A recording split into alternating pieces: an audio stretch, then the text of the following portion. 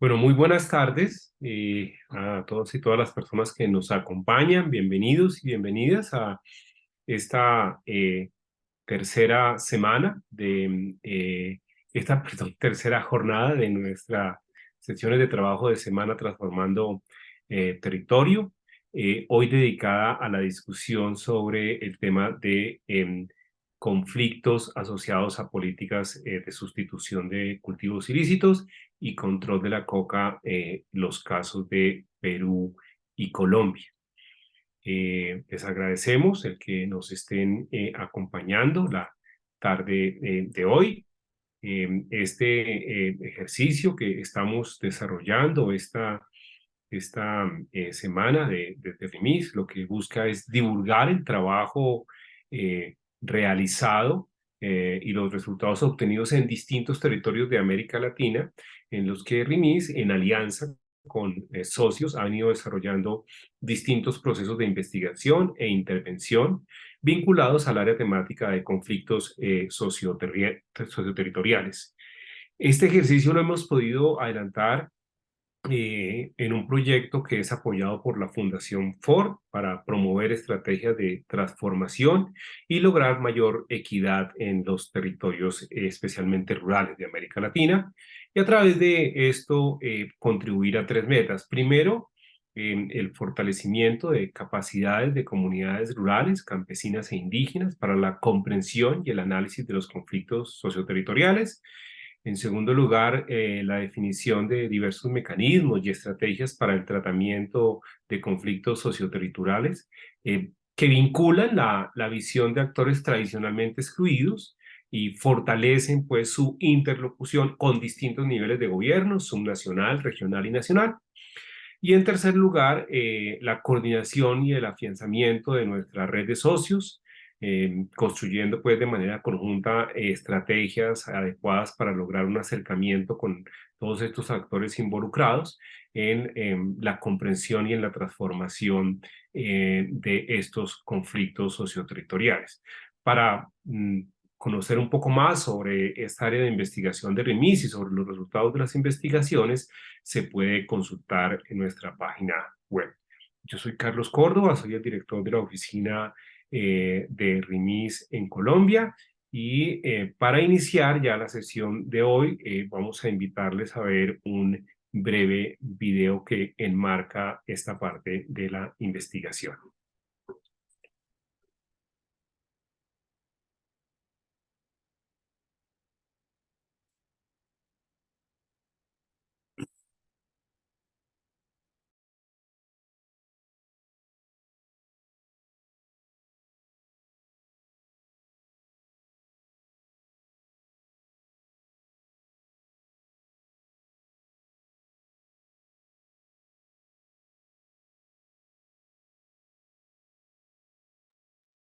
No hay sonido, creo.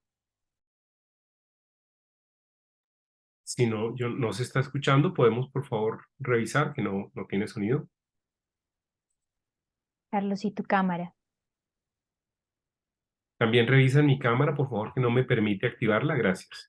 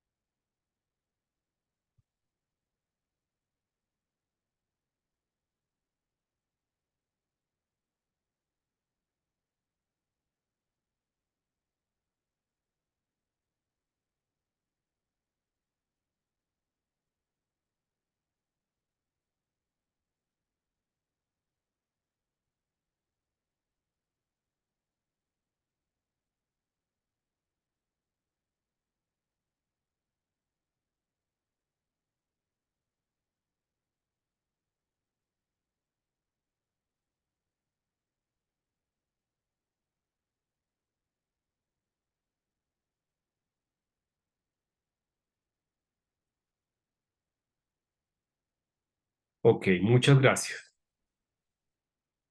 Bien, vamos a dar algunos detalles, algunos elementos sobre el tema específico que vamos a discutir el día de hoy. El proyecto de investigación dinámicas territoriales y conflictos socioterritoriales asociados a la producción, cultivo, la circulación, tránsito de drogas ilícitas en la subregión andina de Latinoamérica está inscrito dentro del área temática de conflictos socioterritoriales en RIMIS y tiene como punto de partida dos elementos. Por una parte, la comprensión de estos conflictos como procesos complejos atravesados básicamente por asimetrías de poder en el territorio, donde las contradicciones, las diferencias entre actores colectivos evidencian distintas maneras de entender el territorio, el desarrollo del territorio, la vida en el territorio, visiones que pueden entrar en contradicción y generar tensiones de distinta intensidad dependiendo de los territorios, dependiendo de los recursos naturales, dependiendo de las distintas dinámicas. Por otra parte, y retomando varias de las investigaciones de RIMIS sobre el tema de enfoque territorial y las dinámicas territoriales rurales, los estudios que hemos venido adelantando en esta parte toman como premisa que las políticas y o arreglos institucionales pueden llegar a causar efectos diferenciados y adversos a sus propósitos, si no son diseñadas y ejecutadas desde un enfoque territorial. Es decir, una política que eventualmente técnicamente puede estar bien diseñada, que tiene muy buenas intenciones, puede en su implementación llegar a generar, a profundizar, a exacerbar un conflicto socioterritorial. También lo puede resolver, pero un poco lo que vamos a ver, los aprendizajes que hemos tenido en estos ejercicios de investigación para ir identificando cuáles son los elementos en los cuales hay que trabajar en las políticas para que no profundicen conflictos y por el contrario los ayuden a resolver. Esta investigación tiene como propósito pues explicitar esas relaciones que se pueden establecer entre esas políticas y los conflictos socioterritoriales. Hemos hecho un ejercicio de revisión en Ecuador, en Perú y en Colombia y hoy vamos a presentarle un par de estos ejemplos.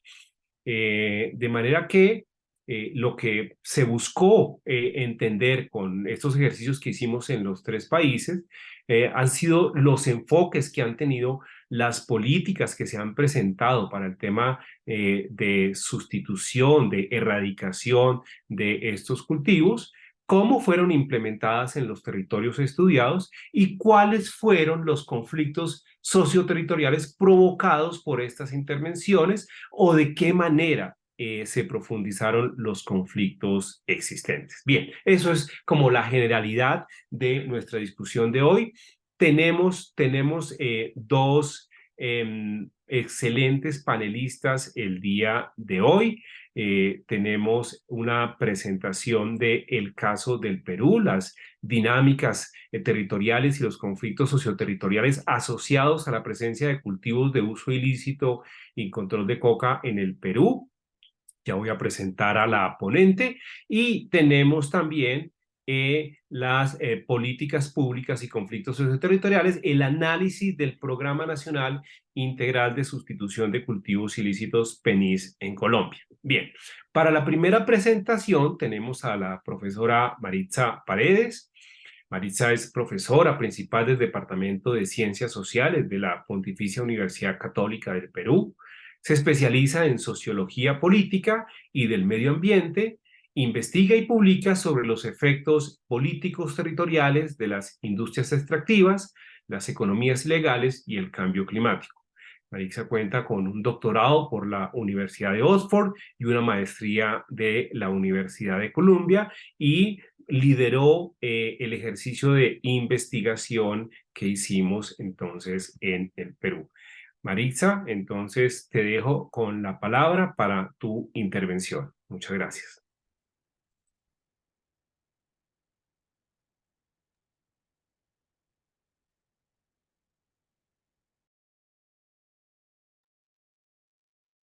¿Aló? ¿Hola? Mm, Sí, te escuchamos, Maritza. Muchas gracias, Carlos. Voy a compartir entonces mi PowerPoint. ¿Lo van a compartir ustedes entonces? Tengo que avisarles cuando tienen que pasarlo. Ok. Sí, Eh, Maritza, sí podría ser. ok, o prefiero tal vez si puedo subirlo yo o como sea mejor, pero sentir que sé que alguien me está escuchando allí cuando necesito que me cambie el slide.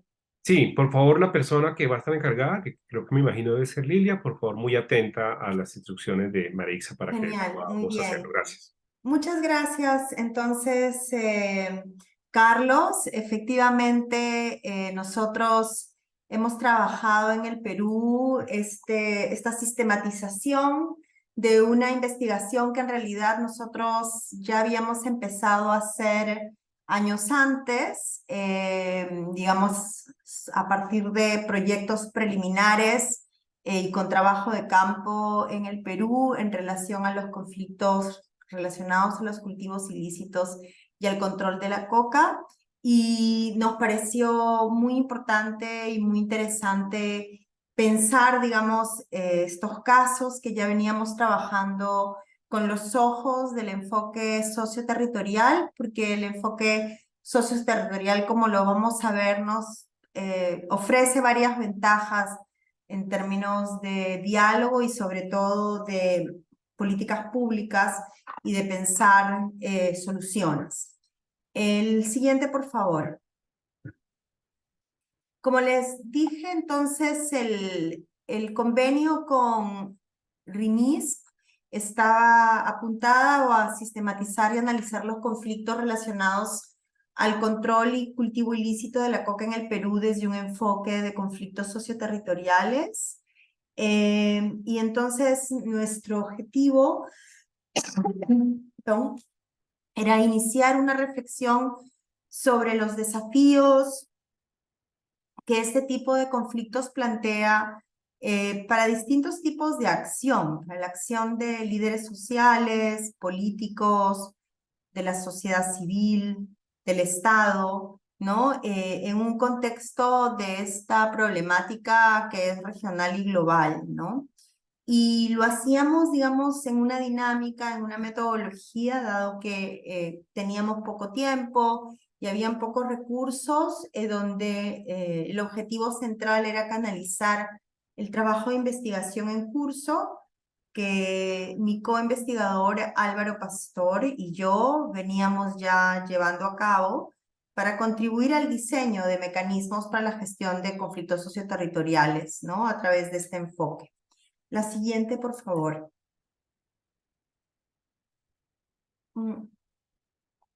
Entonces, un poco los recursos o las fuentes que nosotros hemos usado. Van a tener que perdonarme porque estoy en medio de un proceso de tos, que a veces cuando hablo empeora, así que esperemos que no sea el caso.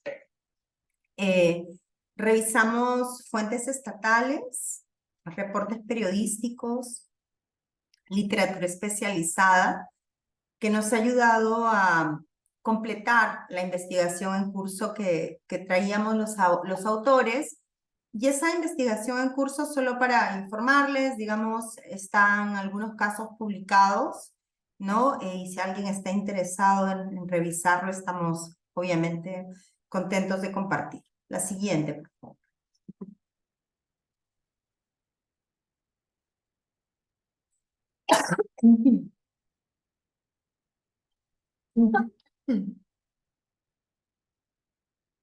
En conversaciones con María del Pilar y con Rimis, nosotros conversamos sobre cómo entendíamos el enfoque socioterritorial. Rimis venía trabajando un documento que nos ha parecido muy valioso, pero nosotros también teníamos, digamos, algunos trabajos relacionados al tema socioterritorial. Entonces, nuestro enfoque o la manera de aplicar el enfoque toma un poco de ambos lados, ¿no? Entonces, por un lado lo entendemos como que son conflictos sobre la base, donde en la base hay diferentes visiones.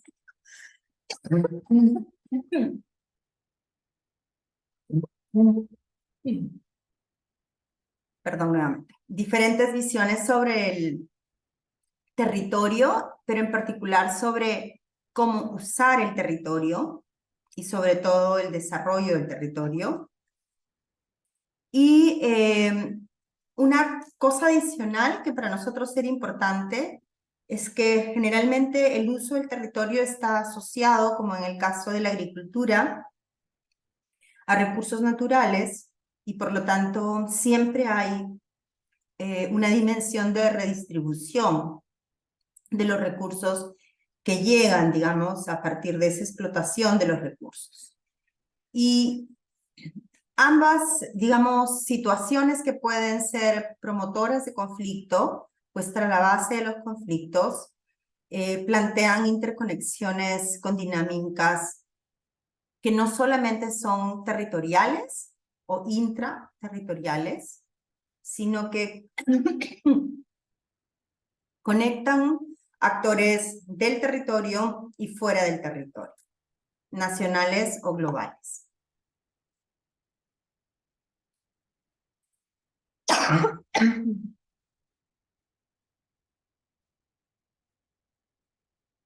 Esto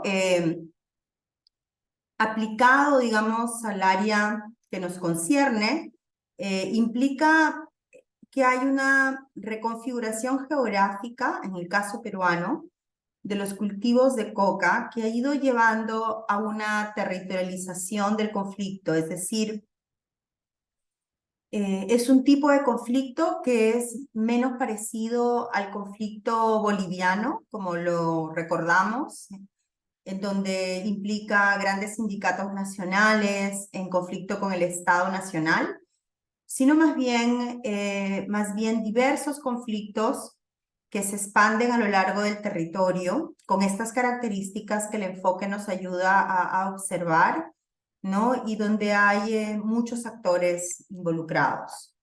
Y nosotros hemos identificado 3 tipos de conflictos. Uno más clásico, que tiene que ver con agricultores locales que resisten al control de cultivo de coca, en particular a la erradicación. Actores que resisten al control territorial por actores externos, en este caso, por ejemplo, actores narcotraficantes, o actores que disputan la distribución de las rentas, que pueden venir, por ejemplo, de programas como el de desarrollo alternativo. La siguiente, por favor.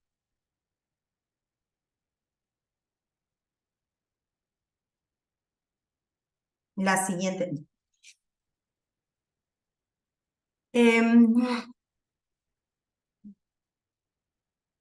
este mapa, ustedes pueden mirar la reconfiguración de la que les he hablado. La coca en el Perú solía estar concentrada en el norte de la selva tropical, en esta zona donde estoy señalando, pero se ha ido extendiendo a 13 departamentos. Son alrededor de 20 zonas cocaleras.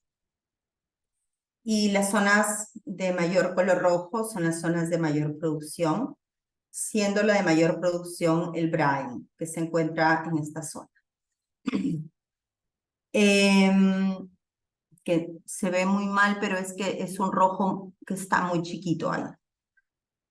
De esa zona, como vamos a ver, en realidad se produce aproximadamente el 38% de la superficie está cultivada, pero la producción es aproximadamente del 60% de la coca que se exporta para el narcotráfico. Desde el 2018 se viene dando este proceso de territorialización y obviamente algunos territorios están siendo más impactados que otros. y los más impactados son precisamente los valles que están en la Amazonía, hacia el norte, en la zona de Loreto, en esta zona de acá, y en la zona de Ucayali. Esto ha llevado también a que el tipo de características de los territorios sean diferentes, porque estas son zonas propiamente amazónicas, zonas de mucho bosque, y por lo tanto la expansión de la coca ha entrado en conflicto y en el límite con la frontera de áreas naturales protegidas, las zonas de amortiguamiento de estas áreas naturales protegidas, donde fundamentalmente viven comunidades indígenas amazónicas. Entonces, en estas zonas, sobre todo en las zonas de amortiguamiento, que son las zonas que están alrededor de las áreas naturales protegidas, ha habido hasta un 121% de crecimiento de los cultivos de coca. Y esto en general, independientemente de las áreas naturales protegidas, desde el 2016 se puede mirar un mayor crecimiento en comunidades en general indígenas, que aumentan de 2.800 hectáreas aproximadamente hacia alrededor de 14.000 hectáreas, ¿no? En el Perú, alrededor de 295 comunidades indígenas registran cultivos de coca en sus territorios, ¿no? Y esto se concentra sobre todo en el pueblo indígena Asháninka. El siguiente, por favor.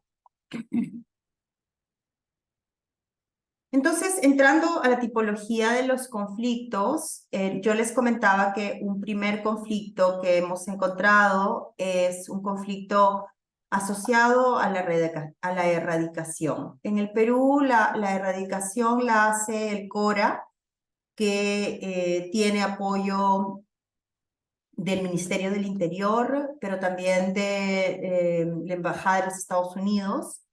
Es un tipo de erradicación que se hace manualmente. En el Perú no se usa glisosfato para la erradicación, entonces toda la erradicación se hace a través de este personal policial a mano.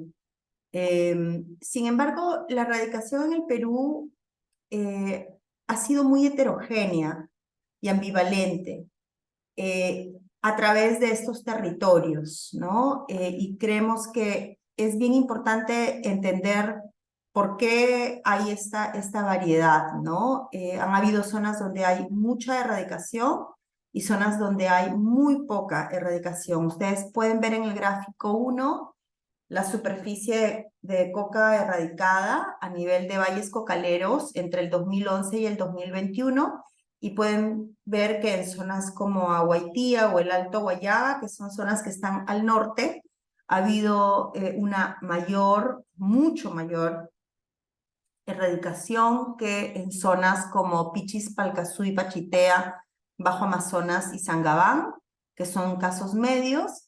Pero luego tenemos al Braen, que es el mayor productor de coca, donde casi no ha tenido erradicación o procesos de erradicación. Y eso es justamente una de las paradojas que uno de nuestros trabajos estudia, por si alguno de ustedes tiene mayor curiosidad de entender por qué ha pasado ello. Por otro lado, en la tabla que les mostramos acá, creemos que hay diferentes características entre zonas como el Monzón, por ejemplo, que es la zona justamente del Alto Guayaga, que ha sido altamente erradicada, y zonas como el Braen, que tienen que ver con características de los territorios, ¿no? Entonces, en el caso del Monzón, la cohesión que existe entre las agencias estatales sobre si se debe o no erradicar es muy distinta. Mientras hay un mayor consenso de que haya erradicación en el Monzón, que no hay peligro, digamos, de respuestas que puedan asegurar la seguridad interna de la zona, ¿no? Ese tipo de dudas, ¿no? No existen, digamos, en esta zona. Mientras que en el Braen ha habido siempre como una mayor discrepancia respecto a la prudencia de entrar a erradicar al valle. Eso tiene que ver muchas veces con la fuerza organizacional en cada uno de los territorios. En el Monzón existió un progresivo debilitamiento, mientras en el Braen, a nivel de el tema de la erradicación, porque en otros temas, vamos a ver, no es el caso, la organización ha sido muy fuerte siempre y ha habido una capacidad muy fuerte de resistencia de los actores que organizan o articulan al valle.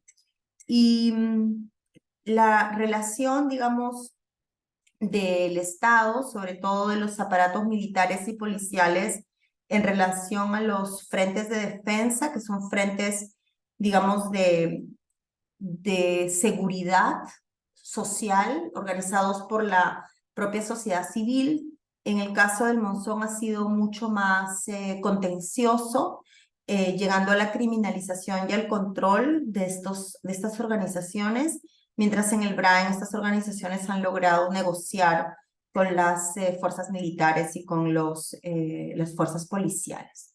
Con lo cual, digamos, tenemos esta gran diferencia de resultados finales en términos de la erradicación, con una erradicación muy alta y una conflictividad, por lo tanto, muy latente en el Monzón, y más bien la suspensión de la erradicación en el Braen y mucha menos conflictividad permanente alrededor de este tema allí. El siguiente, por favor.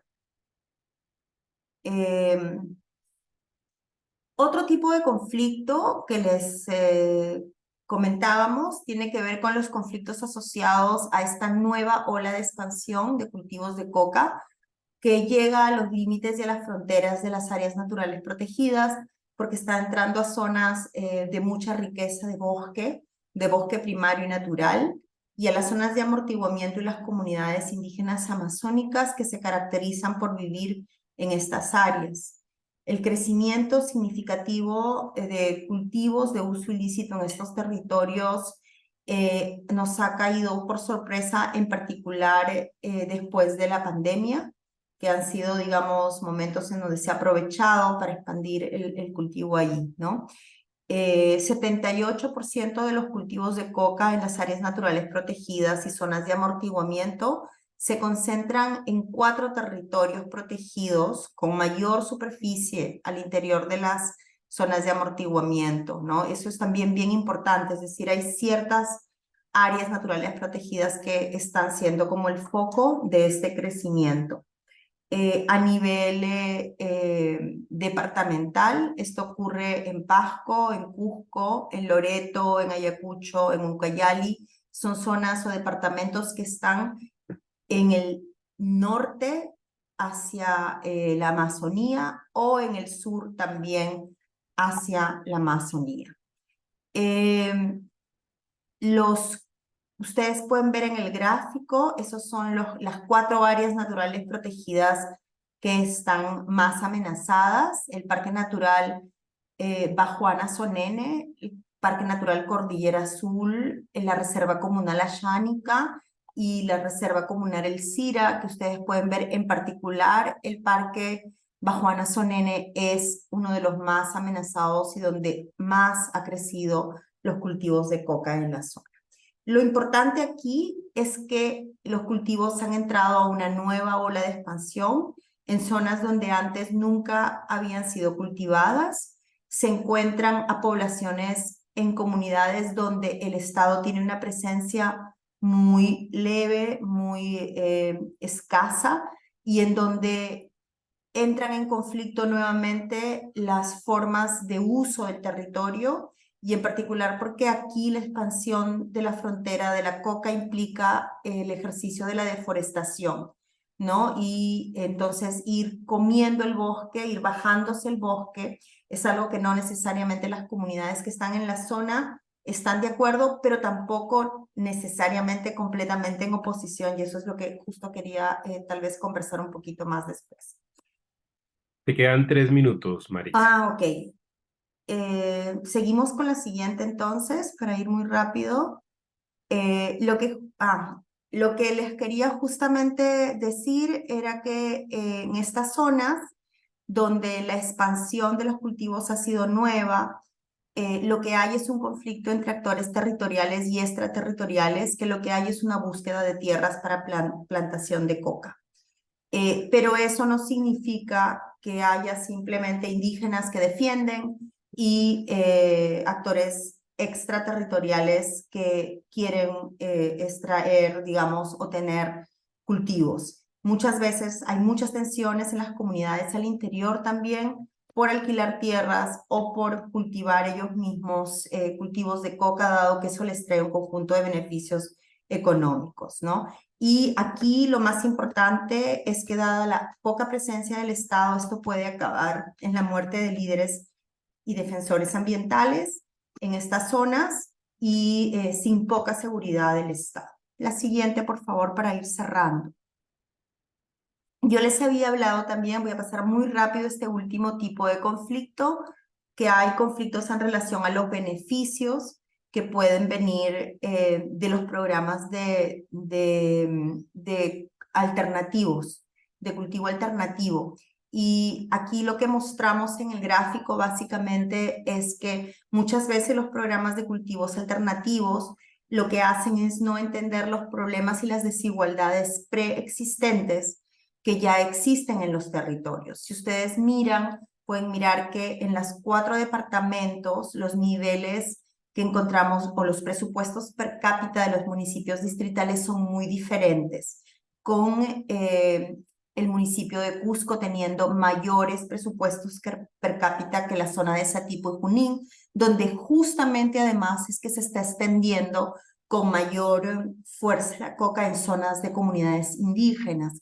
Entonces, al ser diferentes, algunos sienten que tienen mucha más necesidad de aceptar los programas de cultivos alternativos, mientras otros tienen menos necesidad de hacerlo. Y eso genera conflictos internos muchas veces entre los dirigentes de ambos lugares, que todos están de alguna manera queriendo tener una posición común frente al Estado y respecto a estos programas. La siguiente, por favor, para ir terminando con las propuestas, tal vez. Nosotros trabajamos alrededor de la sistematización con 4 grupos de propuestas que tienen que ver con la planificación, en primer lugar. Nos parecía muy importante el enfoque socioterritorial para que se pueda entender los problemas previos que llegan a las políticas y para que éstas entonces no generen más conflictos, como el ejemplo que les puse anteriormente. Pero también es importante entender que en lugares con muy poca presencia estatal, cuando llegan este tipo de expansión, es necesario, por ejemplo, fortalecer la seguridad jurídica de los defensores ambientales, de los líderes indígenas de esta zona.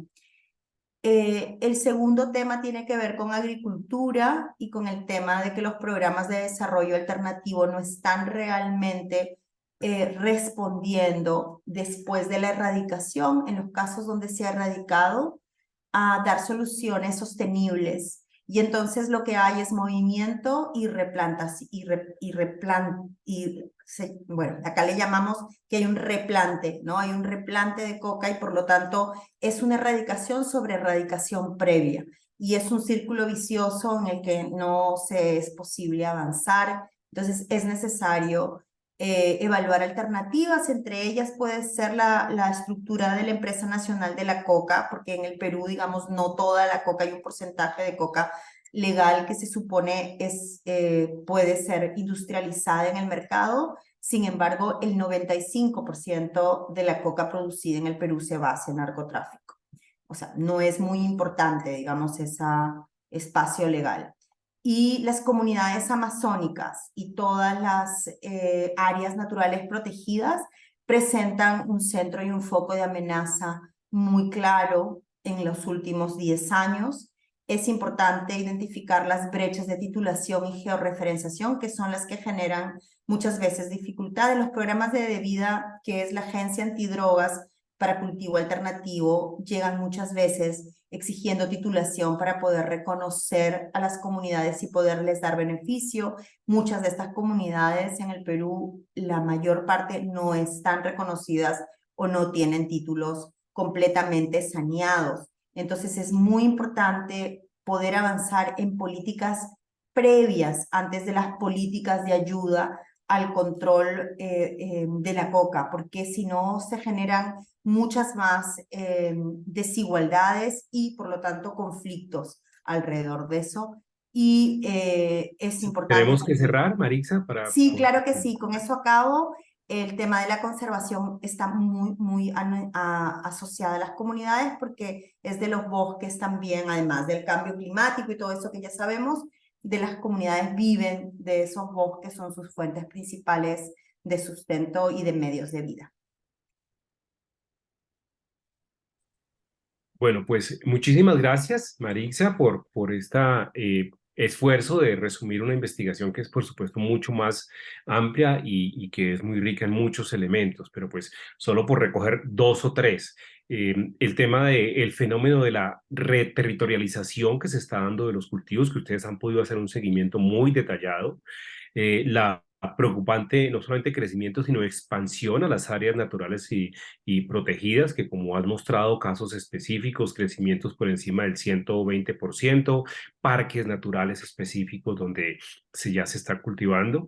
También una reconfiguración que obedece a la reconfiguración de la economía ilícita que acompaña esto, lamentablemente.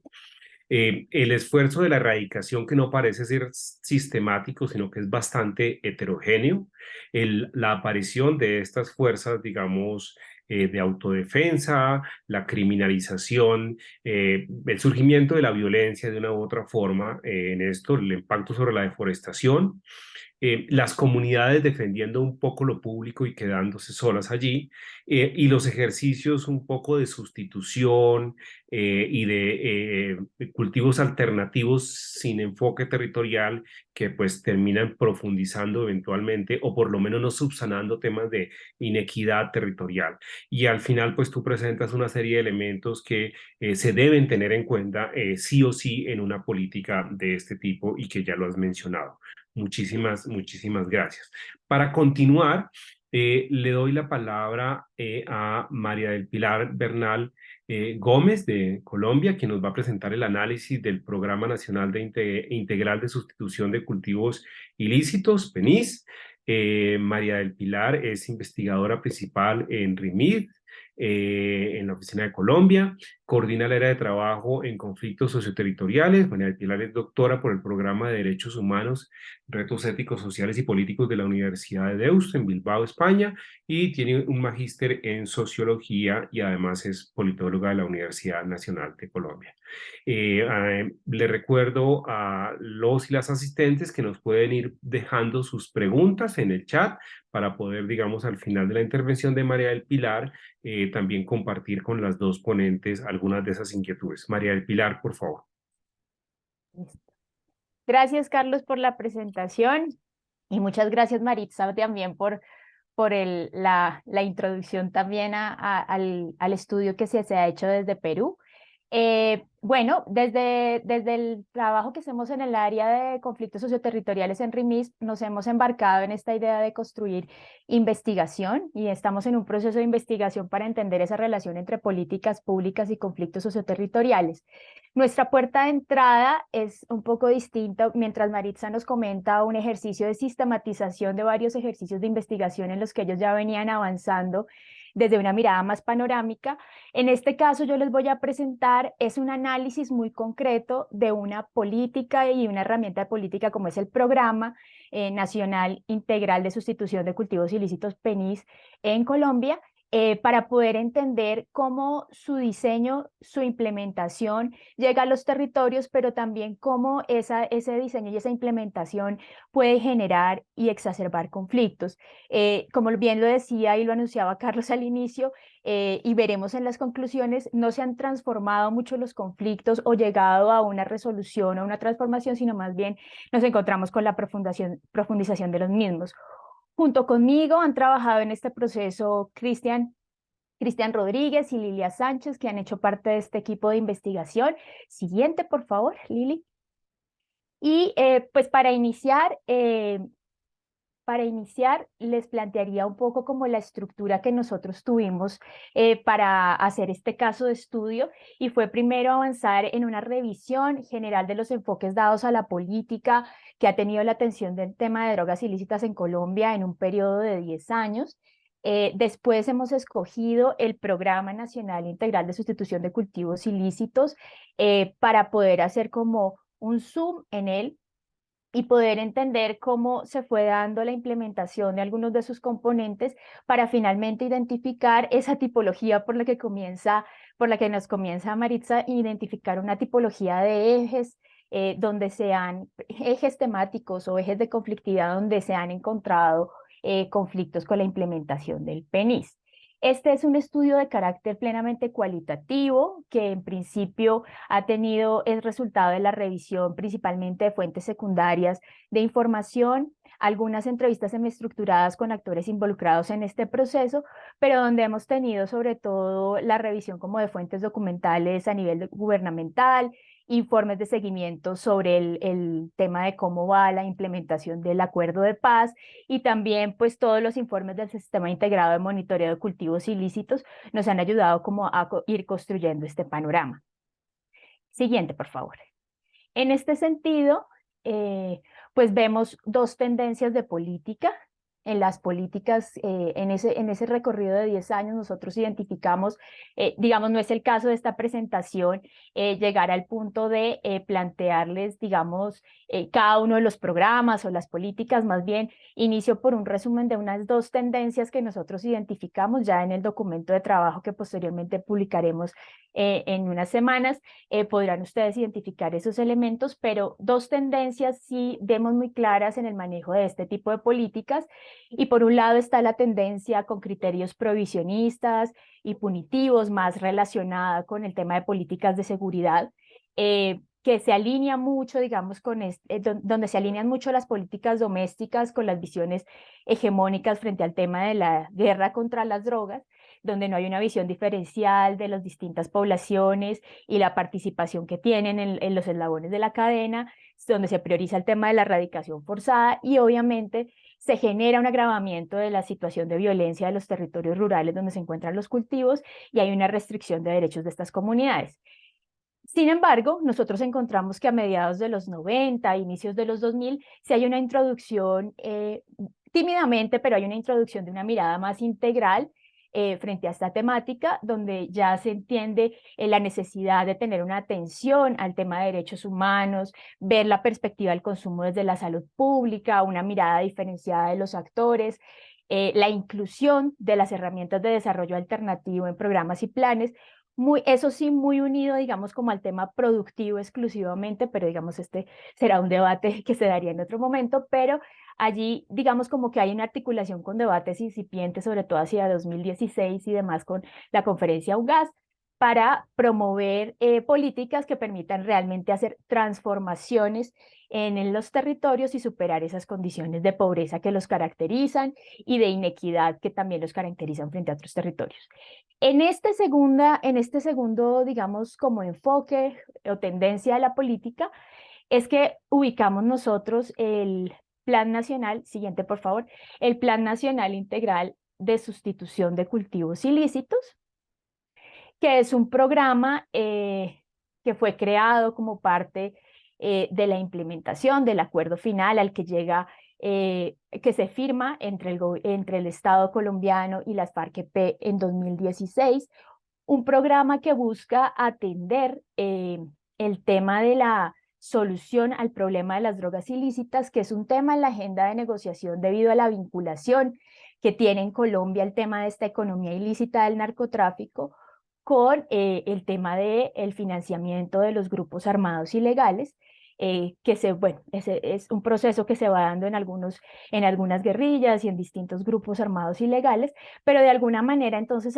la solución al problema de las drogas ilícitas también se constituye en un punto muy fundamental para la construcción de la paz en Colombia. Y entonces hay una perspectiva que se propone desde el acuerdo, que es rescatar esta visión integral del fenómeno, y en este punto se consideran como unos ejes fundamentales, por un lado, la eliminación de los cultivos ilícitos y su sustitución, abordar el consumo como un tema de salud pública, pero también acciones que lleven a combatir la criminalidad y todo lo que esté involucrado con el tráfico, el lavado de dinero.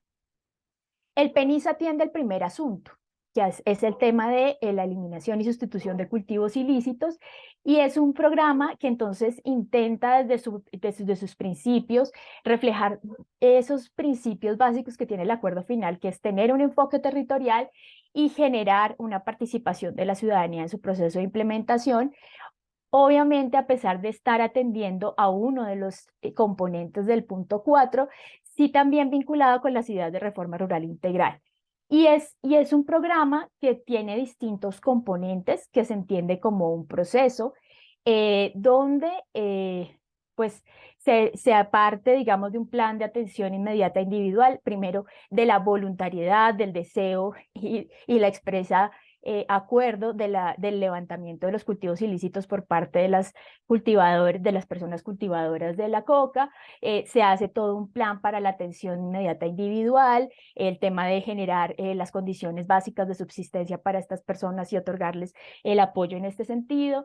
También va pasando este proceso por, digamos, en el espíritu, pasar a un plan de atención inmediato comunitario, que es generar condiciones en las comunidades para que esta transición pueda realizarse, y a través de ese criterio participativo también llegar a la construcción de los planes integrales de sustitución y desarrollo alternativo PISDA, que pues muestra ese avance de lo individual entendido como las familias a poder llegar a una proyección de la transformación de esos territorios y una superación y, digamos, una transición de las economías, de unas economías ilícitas a lícitas.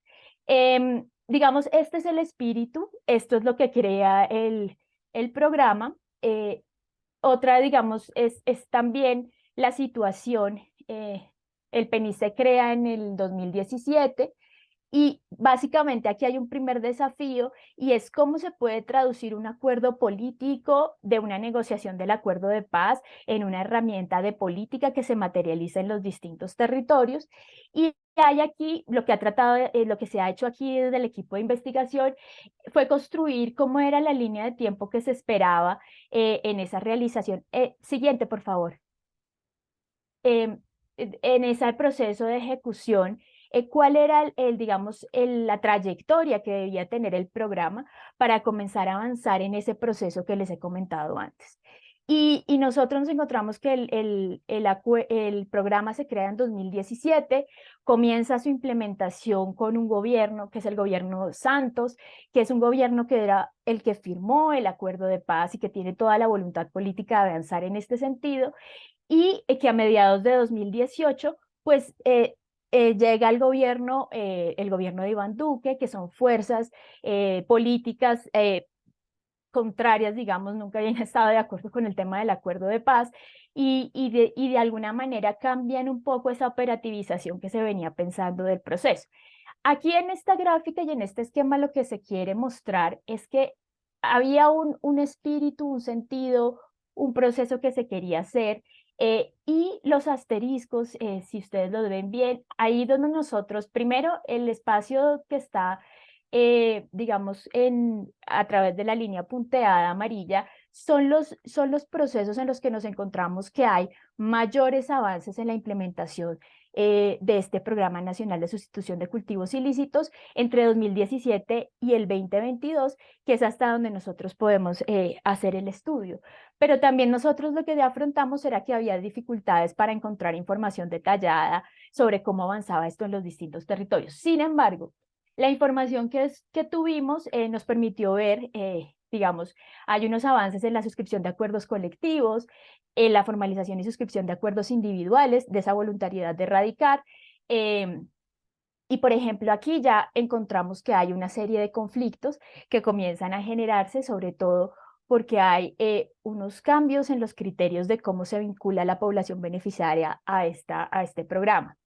También ahí está la parte de monitoreo y verificación de la erradicación por parte de quienes desean ser beneficiarios, y ahí nos encontramos también conflictos intracomunitarios, porque hay unos grupos de población en las comunidades que deciden no ingresar al programa, mientras que otros sí lo hacen. Y ese proceso de verificación hecho por Naciones Unidas, pues también genera que los que no han levantado su cultivo comiencen a sentir que están un poco siendo vigilados, y entonces eso también genera una fracturación de la confianza. Más adelante un poquito voy a precisar en qué ejes y cómo serían estos conflictos.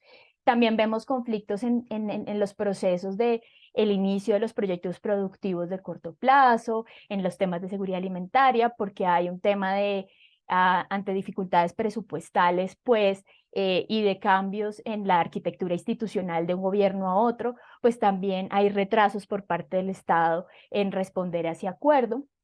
Entonces, ahí más o menos lo que tratamos de hacer es poder entender cómo esa trayectoria que se veía que debía tener el programa, pues finalmente en ese proceso de trayectoria pues hay cambios sobre la marcha, y eso también es unos cataliza conflictos en distintos ejes. Siguiente, por favor. Bueno, aquí podemos ver que es una ubicación muy rápida para saber a dónde está focalizado el Programa Nacional de Sustitución de Cultivos Ilícitos en 14, en 14 departamentos de los 32 que tiene Colombia, casi la mitad del país. Estaba focalizado estos en zonas donde había la mayor densidad de presencia de los cultivos. Siguiente, por favor. Y aquí brevemente, como no podemos entrar a contar como toda la historia, la trayectoria que vimos en cada uno de los aspectos, voy a dar como algunos hitos en los que nosotros comenzamos a encontrar e identificar que la manera como se estaba implementando y como la manera como se ejecutó la política estaba exacerbando conflictos o profundizando conflictos preexistentes en los territorios. Bueno, como les decía, este programa se focalizó en 56 municipios de los 14 departamentos, pero entre 2017 y 2018, en la etapa del gobierno Santos, hay un proceso de vinculación y de establecimiento de acuerdos colectivos donde se vinculan aproximadamente 130.203 familias a este proceso. Sin embargo, los cambios que se hacen a partir de la administración del gobierno Duque implican que en el mes de noviembre de 2018, o sea, al finalizar este año, se decide el cierre de la vinculación de nuevas familias para ser beneficiarias de estos procesos, y solo se concibe como beneficiario de este proceso a familias que hubieran llegado a la formalización de sus acuerdos individuales, reduciendo esto las familias vinculadas a 99.097. Esto es un 23% de las familias que creían que estaban dentro del programa. Algunas ya no quedaron priorizadas por estos cambios de criterios y también cambios en la forma de operativización del programa.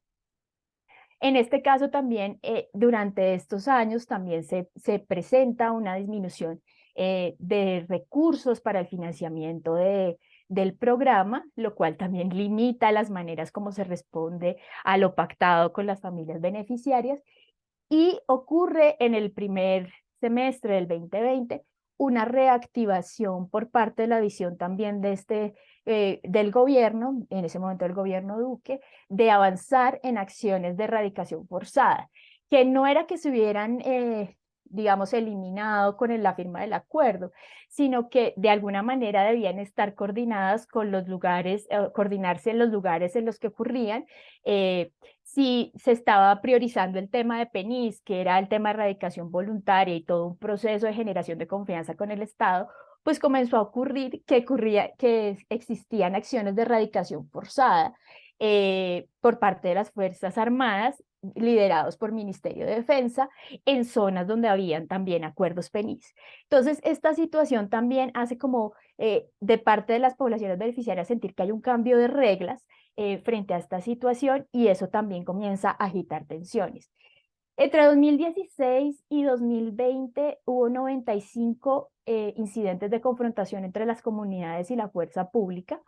De estos incidentes, 95, 69 estuvieron en lugares que se habían priorizado para el tema del PENIS, y 51 de estos incidentes solo ocurrieron en el 2020, es decir, cuando abiertamente también el gobierno de aquel entonces plantea el tema de que va a volver a reactivar el tema de la erradicación forzada.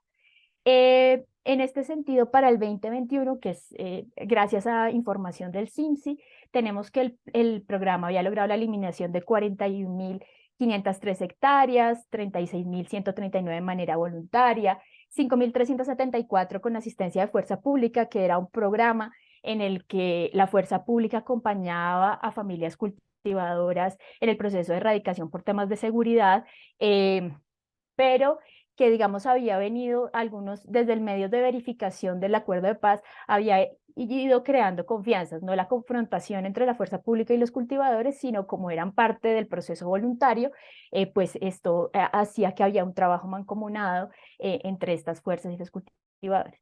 Y con una resiembra del 0.2%, lo cual evidencia que el tema de la voluntariedad, digamos, aportaba mucho en poder seguir avanzando con el tema de la sustitución y erradicación. Siguiente, por favor.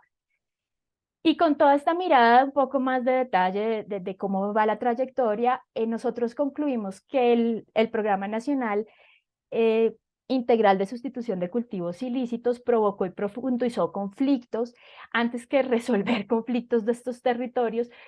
Primero porque no logró avanzar en todo su propósito de ser implementado en los distintos componentes que tenían, desde el ámbito individual, las unidades de familias, hasta la comunitario, para llegar a unos planes integrales que pudieran ayudar a esa transformación de esos territorios o esa transición de esos territorios. Entonces profundizó esos conflictos entre el Estado y las comunidades vinculadas. Intracomunitarios también, porque se generaron diferencias a nivel interno frente a cómo se venía haciendo, digamos, el proceso, frente a quienes estaban de acuerdo con vincularse al PENIS y quienes no estaban de acuerdo en un mismo territorio podían cohabitar. Pero también se evidenciaron conflictos preexistentes y fue la desarticulación intersectorial e interinstitucional, tanto para la definición de la política pública, porque el programa desde el principio no tenía en su diseño previsto formas de articulación, y también en la forma como se implementó en los territorios, es decir, ese enfoque territorial, ese enfoque participativo no fue implementado ni materializado con tranquilidad. Nosotros identificamos entonces 3 ejes para entender esos conflictos, y estos ejes son unos ejes más de carácter analítico. No quiere decir que así se presente la realidad, sino son ejes que nos permiten organizar una tipología de conflictos, ya que entendiendo el conflicto como procesos complejos, pues muchos de estos conflictos podrían estar en una u otra eje, pero pues con el ánimo de poder avanzar en el estudio lo hemos hecho así. Entonces, tenemos un eje de articulación y respuesta institucional, estos conflictos relacionados con el tema de coordinación de instituciones, distintos niveles de gobierno. En el tejido comunitario y organizativo tienen que ver con conflictos relacionados con el tema de la cohesión de las comunidades y también del proceso de fragmentación de procesos organizativos frente al posicionamiento frente a este programa, y también los procesos de participación dentro del programa.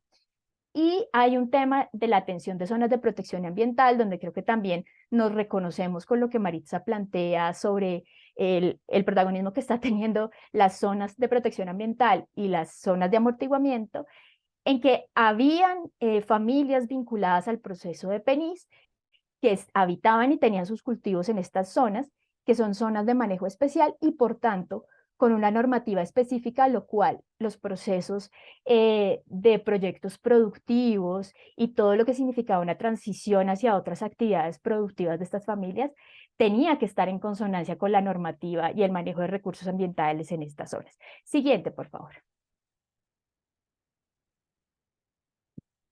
3 Bueno, minutos, María del Pilar, por favor. vale, listo.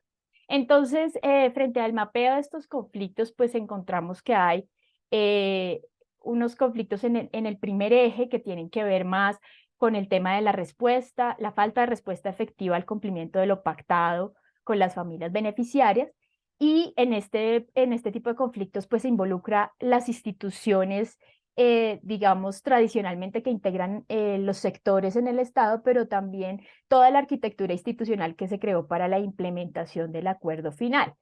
hay fallas de articulación, el PENIS no se articuló con las propuestas de intervención sectorial, y eso también hace que, digamos, los logros sean limitados y el cumplimiento de lo pactado, pues, cada vez se dilate más, y eso genera desconfianzas con las familias beneficiarias. Y las cambios de reglas respecto a lo pactado durante el proceso de implementación del programa tiene que ver, por ejemplo, con lo que les comenté, de las formas en que se vinculaban, quiénes estaban o no estaban vinculados al proceso, digamos, como esa brecha que existió entre lo que se hizo con los acuerdos colectivos al inicio del proceso del PENIS y después cuando se habla que solamente se tendrán en cuenta acuerdos individuales. Entonces creo que ahí hay unos cambios de reglas, hay otra serie de ejemplos que también posteriormente ustedes pueden ver en el documento. En el tejido organizativo y comunitario, pues ocurren varias cosas. Lo primero es que hay líderes sociales que se involucran en el inicio del programa para animar a sus comunidades a establecer estos acuerdos de erradicación voluntaria, y en ese sentido, cuando se comienza a no cumplir lo pactado entre las comunidades, pues también y sus líderes comienza a haber una brecha. Pero aparte de todo, los líderes terminan siendo ese puente entre la institucionalidad y las comunidades, y esa confianza y ese relacionamiento que existía, pues comienza a debilitarse por el incumplimiento de lo pactado debido, digamos, a los cambios que se dan también en el programa y en su forma de implementación. También hay conflictos en lo que hay un riesgo en el tema de la creación de conflictos interculturales, porque el programa no estaba previendo la existencia de la vinculación de familias que habitaban en territorios colectivos, pero que no eran parte de comunidades étnicas. Y esto suponía generar toda una nueva ruta que tuviera en cuenta las autoridades propias de dichos territorios. Y también, pues al final, los procesos organizativos que inicialmente van muy impulsados a acompañar esta propuesta, pero que después ante el incumplimiento del Estado deciden también oponerse a su forma en que lo está implementando, debido también, por ejemplo, a la falta de no existir condiciones para que la estructura participativa prevista en el PENIS se realice. Y bueno, y en el tema de zonas de protección ambiental, pues no es claro qué tipo de actividades económicas podrían hacerse. Lili, si quieres pasa las 3 siguientes para ir a la parte de las recomendaciones generales. Bueno, finalmente, digamos, aquí voy a sintetizar esto en cinco recomendaciones. Luego de ver, digamos, todo este tipo de conflictos que se generan a partir de la implementación de este programa, pues lo que se evidencia es que es necesario, no solamente en el espíritu de la política, sino incorporar de manera efectiva el enfoque territorial. Es decir, reconocer desde el momento del diseño de esa política la necesidad de una articulación intersectorial, y que hay condiciones diferenciadas en los territorios donde se llevará a cabo. También el tema de promover esa complementariedad de intervenciones que son simultáneas y sectoriales, de manera que se pueda contribuir y no haya la presencia de acciones contradictorias por parte del Estado cuando, por ejemplo, se pone sobre la mesa erradicación forzada y al mismo tiempo acuerdos de sustitución voluntaria.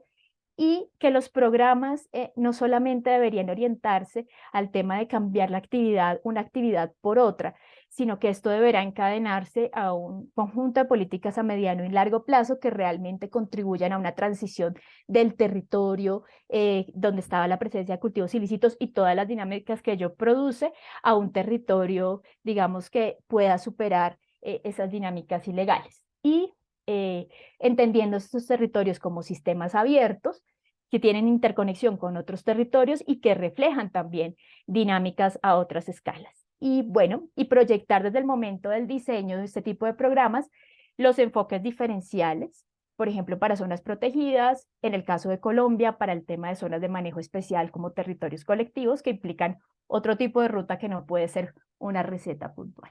Eso por ahora. Muchas gracias, Carlos.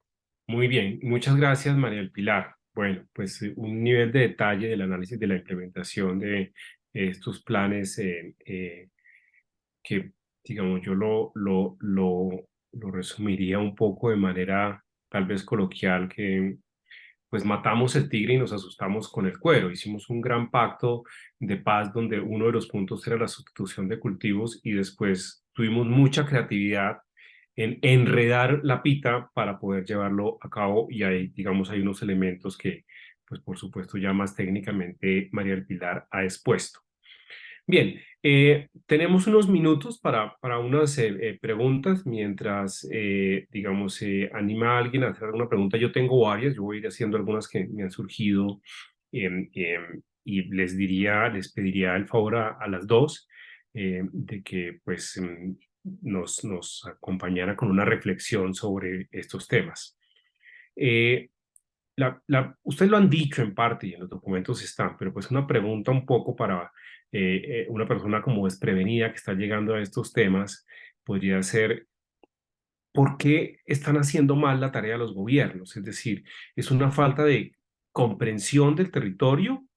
¿Es un desconocimiento de que nos estamos enfrentando es a una economía ilícita que supera los territorios y las economías incluso nacionales? Es un tema mucho más de propaganda política que después no saben cómo llevar a la práctica. Si ustedes tuvieran que resumir un poco esto y decir, en esencia, estas políticas de sustitución están llegando y están generando más conflicto, por qué básicamente sería esto? Si quieren, entonces Marixa y luego María del Pilar.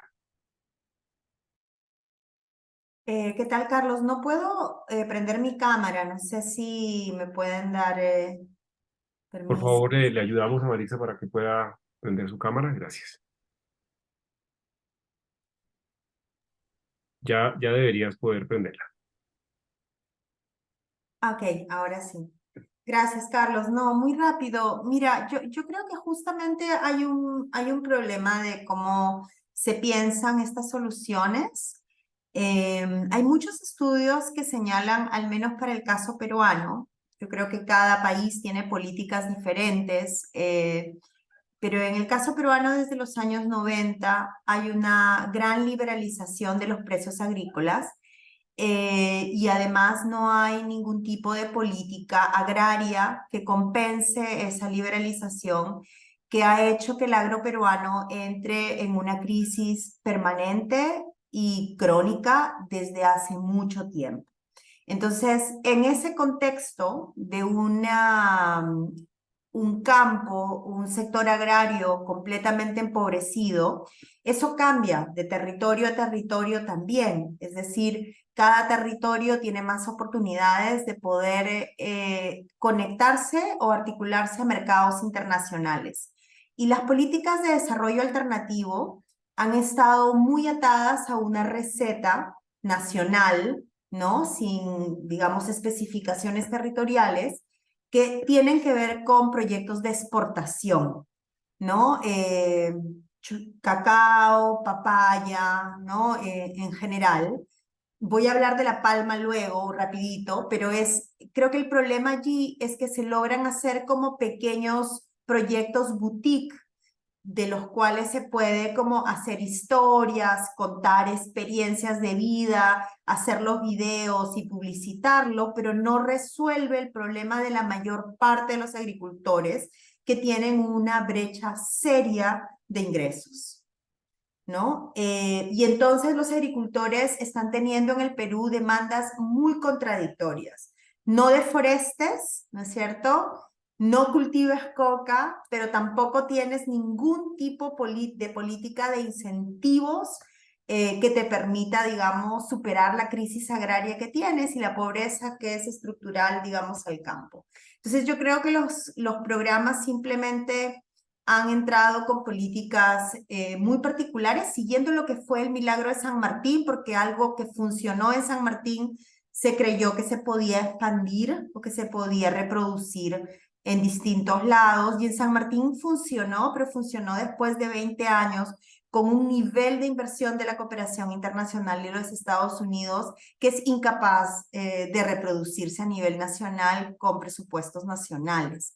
Y lo segundo que con eso acabo es que creo que hay muy poca capacidad de mirar los procesos de encadenamiento productivo. y los links que hay hacia adelante y hacia atrás. Entonces, por mucho tiempo en la Amazonía, la Oficina Antidrogas y también la Agencia de Desarrollo de los Estados Unidos estuvieron promoviendo el desarrollo de palma aceitera. Sin embargo, hoy día, digamos, la palma aceitera termina encadenada muy fácilmente a deforestación, ¿no? Y al cultivo de otros cultivos ilegales que se pueden hacer en paralelo y en simultáneo con la palma. Entonces, creo que hay una necesidad de entender mejor el problema de manera sistémica y territorial y de enfrentarlo de una manera más de largo plazo, entendiendo estas cadenas productivas y relacionamientos entre distintos productos, ¿no? Agrarios. Súper, muchas gracias, Marisa. Muy, muy claro el análisis y la ubicación de los cuellos de botella allí. Muchas gracias. María del Pilar. Pues yo quisiera decir que, digamos, en el caso de Colombia, creo que hay como un tema de la convivencia de modelos contradictorios en el enfoque de la política.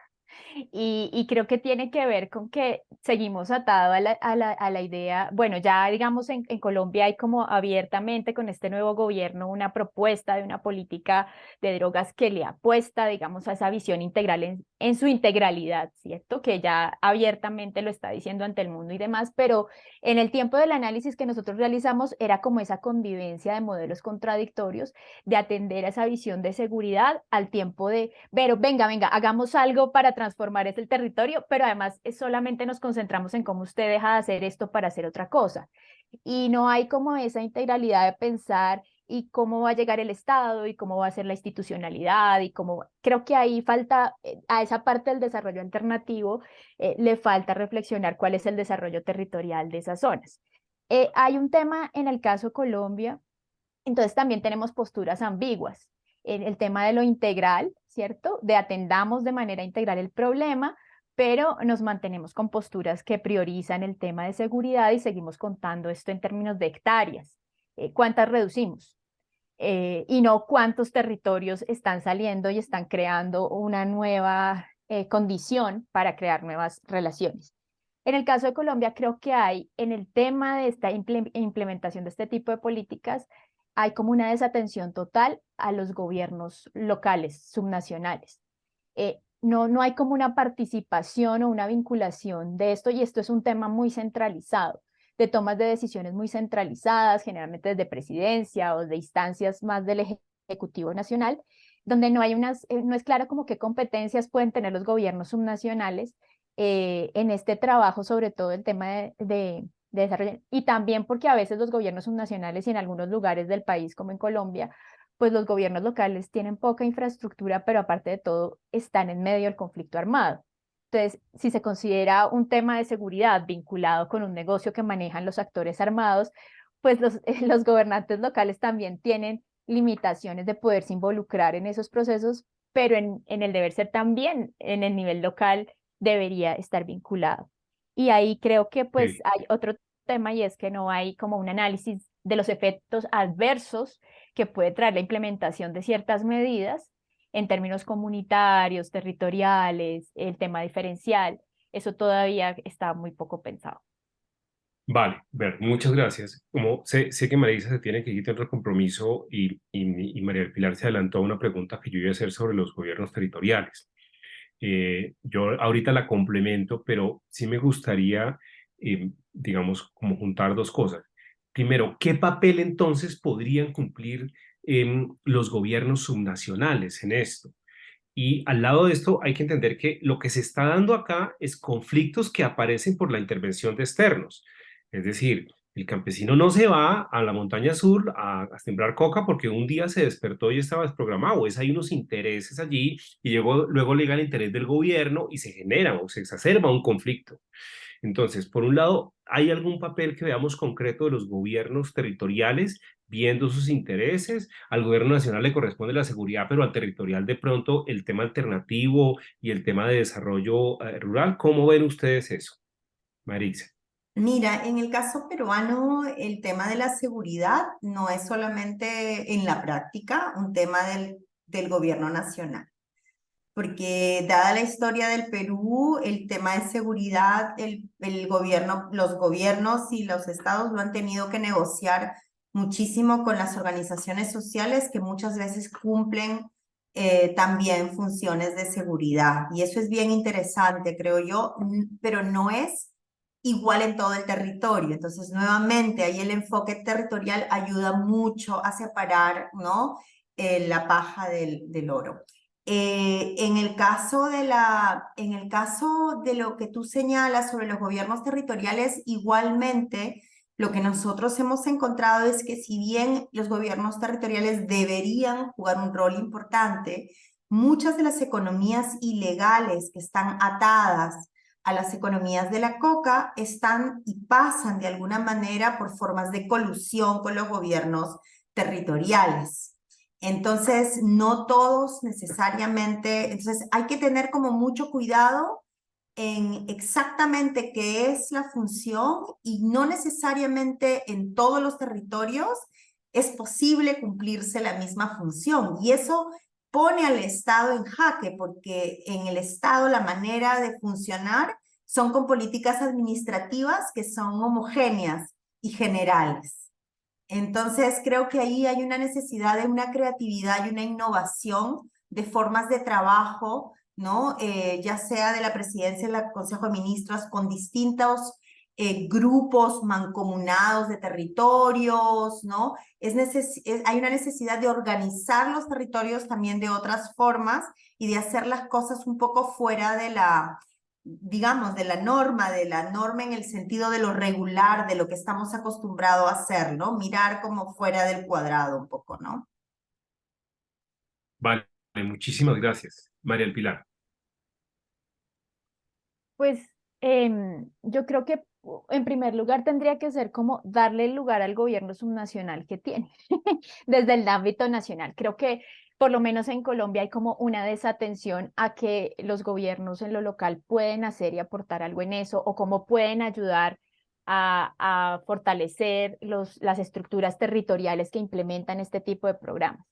Y yo lo vería más por el lado que tú planteas, o sea, creo que quizás en el caso de Colombia, donde mantenemos una reconfiguración del conflicto armado interno, el papel también de los gobiernos subnacionales, tampoco para no ponerlos en peligro, que son los que están en el territorio, sería también ayudar a impulsar ese proceso de lo alternativo, pero de ese desarrollo alternativo, pero de una manera que comprenda el desarrollo rural con enfoque territorial, por ejemplo, ¿no? Cómo puede ayudar a la interconexión entre estos territorios con otros territorios que lo colindan, en el tema de territorios funcionales, por ejemplo, o también cómo impulsar dentro de sus planes de desarrollo, en el caso de Colombia, la realización de todo eso. Pero esto necesita también que se le delegue un presupuesto, que se le tenga en cuenta en cómo se define el programa. Y yo creo que con lo que planteaba Maritza vino a mi memoria. Yo dije, bueno, en muchos momentos de la historia en Colombia, los gobiernos locales han estado vinculados con actores armados ilegales que se financian con que en parte se financian con este tipo de negocios también. Entonces ahí creo que es como tiene sus grises, pero creo que sí hay el primer tema sería como cómo darle competencias y por lo menos generar un escenario donde entren a contar en la definición de este tipo de políticas. Ok, bueno, no, pues muchas gracias a las dos panelistas. Antes de anunciar un poco lo de los documentos, yo solamente creo que la gran conclusión que nos puede quedar a algunos de nosotros es que pues no se puede seguir teniendo o no deberíamos seguir teniendo un simplismo interpretativo a la hora de intervenir esta clase de situaciones. Es decir, un simplismo interpretativo con diseño de políticas homogéneas, como con entender el territorio solamente, en este caso, como un número de hectáreas cultivadas. Aquí el tema del enfoque territorial, aquí el tema de una ingeniería de precisión, llamaría yo, para la implementación de política es absolutamente necesaria. La comprensión de las dinámicas sociales, ambientales en el territorio y la adaptación de estas políticas a esas realidades en el mediano y en el largo plazo, pues tal vez sean algunos de los elementos que a futuro nos ayuden en este sentido. Ustedes van a encontrar en los documentos pues mayor detalle, tanto del análisis como de las recomendaciones, que también son diferenciales, no vamos a decir que es la misma fórmula, si no es para cada territorio, pues mucho menos para cada país. Entonces, en ese orden de ideas, van a estar primero, tal vez la próxima semana ya listo el documento de Colombia en la página web y en las próximas semanas también el de Perú y Ecuador. Ustedes lo van a poder revisar, consultar y pues si tienen alguna duda también por los mecanismos de consulta con RIMIS la pueden hacer. Muchas gracias, Marixa. Muchas gracias a la Universidad Católica por el apoyo, por seguir interesada en estos temas. Muchas gracias, María del Pilar, por el documento, por la exposición y a todo el equipo. A los y las asistentes, en nombre de RIMI, les agradecemos el que nos hayan acompañado y les deseamos que pasen una buena noche. Muchas gracias. Hasta luego. Buenas noches, hasta luego.